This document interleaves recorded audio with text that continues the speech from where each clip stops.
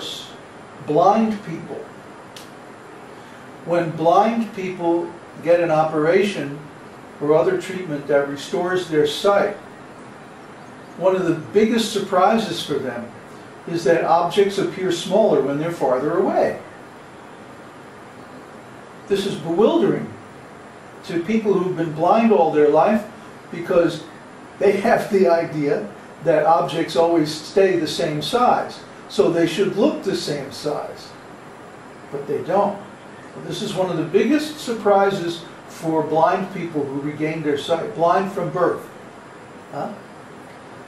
So that means that actually the appearance of objects, small and large with distance, is an illusion. So if our seeing is illusioned, and there are so many optical illusions, ask any magician, how do they do their tricks? By optical illusions. They create a distraction which forces you to look away. And then while you're looking at something else, they manipulate something and they make it look like a trick. But it's not really a trick. It's just ordinary physical reality that nobody can break the laws of physics, because those are created by the Supreme Lord. So we're in illusion. That means all the information that we get about the material world through our senses is basically wrong. It's basically, or rather, it's based on a false premise, which is that we are this material body. So as long as we have even the slightest bit of identification with this body, we're in illusion. Therefore, we make mistakes. We think that something is this and it's actually that. Or we think that such and such is going to happen, but actually something else occurs instead. We make mistakes. But then we try to pass it off that, oh, I knew that was going to happen anyway. So we have this cheating propensity. One time I made a mistake. I thought I was wrong. There's a joke. Anyway, bad jokes aside, the fourth thing is that we don't have actual perfection in any area of life. But we think that we know things. We think that we have knowledge. But yet, our knowledge is always covered by illusion.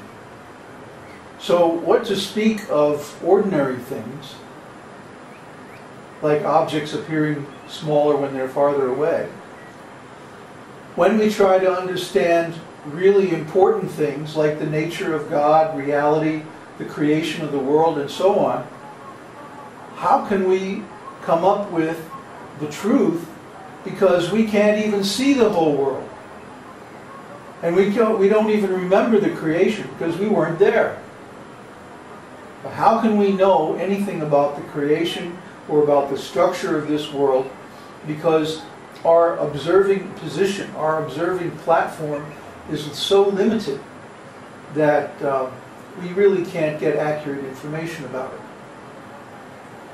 Our only hope of getting real information, accurate information about things like the creation, is through the scriptures. Because after all, God was there. He was the eyewitness, and He remembers everything. His senses are perfect. His intelligence is unlimited. And He has no tendency to cheat, because He has no motivation to cheat. After all, God is the supreme. And no one is more powerful, no one is more beautiful, no one is more intelligent, and so on and so forth. He can't be removed from His position.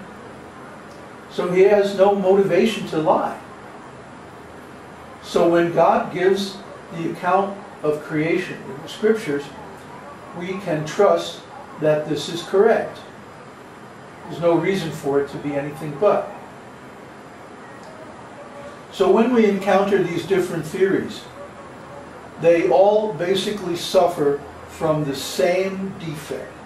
Even though they may come from modern material science, or they may come from atheistic Sankhya philosophy, or they may come from the Buddhists, or they may come from the Jainas, or any other group, or the Christians, or wherever, all the theories are deficient in the same way.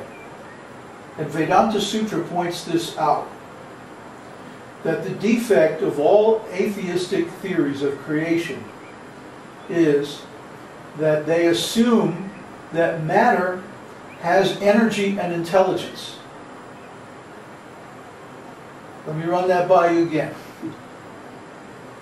All these theories assume that matter has energy and intelligence. So let's try to think of an example that shows that matter has energy and intelligence. Can anybody come up with an example? I'm going to start asking questions for a change. Usually I sit here and let you guys ask the questions, but now I'm going to ask a few questions. Peter says Mexican jumping beans. Oh yeah. Mexican chilies. He's got a good sense of humor. Well, we'll get to that in a minute, Neville. Wait a minute. El burro, our faithful jeep, skin cells multiplying.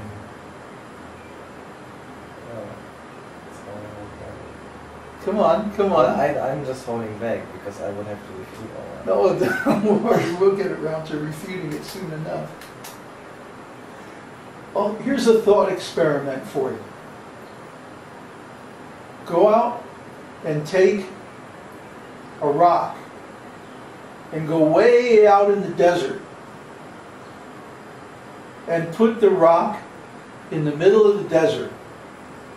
Then come back in a year or so and see if the rocks have moved. No, the rock will not move.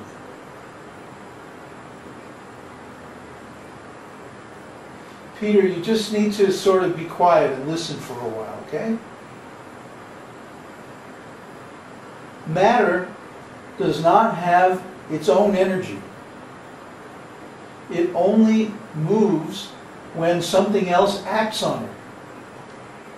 For example, if in the case of the rock, if there was an earthquake, or maybe a big storm and a flood pushes it with water, or maybe some horse comes by and kicks it or something like that.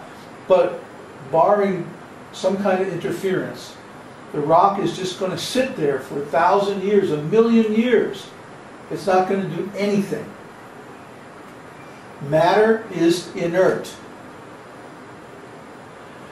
The only time we see matter that has energy, and I can't believe that nobody came up with the example of the sun. The sun appears to have enormous energy. Where that energy comes from? Well, where does that energy come from? That's the question. Because we see, if we take, for example, a glass of water or anything else, unless we do something with it, it doesn't do anything. It just sits there. There's 1,000,000 different experiments you can do that prove this. The only time that matter changes or moves or does anything is when life acts on it. Our own material bodies are a good example. When the soul is present in the material body, the body apparently has activities, it radiates heat energy and all kinds of other stuff. It apparently manifests symptoms of intelligence, perception, and so on.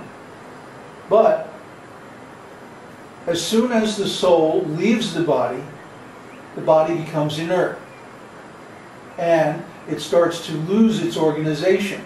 It starts to lose information and become a much more simple thing, namely rotting flesh. So the apparent motion and energy of the body and even its apparent symptoms of intelligence and so on are all due to the presence of the soul, the presence of life. And as soon as the life leaves the body, then it just disintegrates. It becomes inert. The only difference between living matter and non-living matter is the presence of the soul.